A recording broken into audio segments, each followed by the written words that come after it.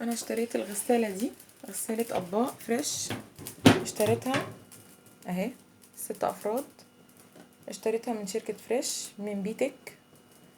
وبعد ما اشتريتها جه المسؤول ركبها، بعد ما اتركبت اكتشفت ان فيها خرم جوه في الحله من جواها، زي ما انتوا شايفين كده، مضروبه من جوه، مضروبه هنا ضربتين اهم، واحده كبيره وواحده جنبها وواحده تانية، لحظه،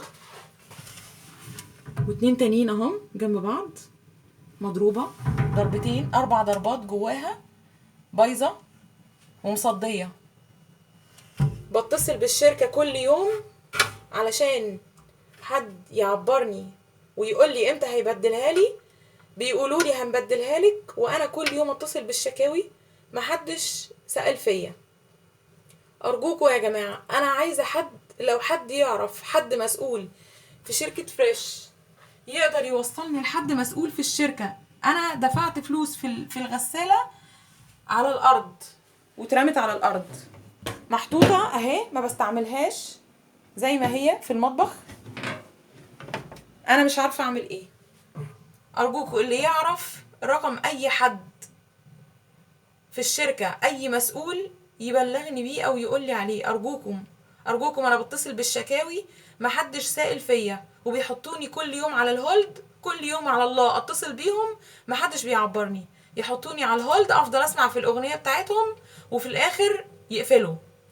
محدش هيغيرها لي، ومحدش جه يغيرها لي. بقالي اكتر من شهر بتصل بيهم، دفعت قد تمن الغسالة مكالمات، ولغاية النهاردة محدش جالي.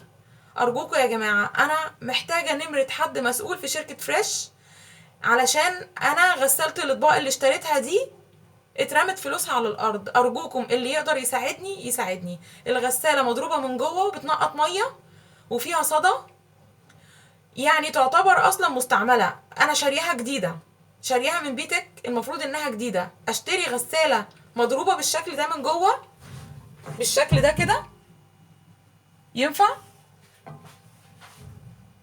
ارجوكم اللي يقدر يساعدني او يفيدني باي معلومة يوصلني لاي حد مسؤول في الشركة، ارجوكم ارجوكم حد يساعدني.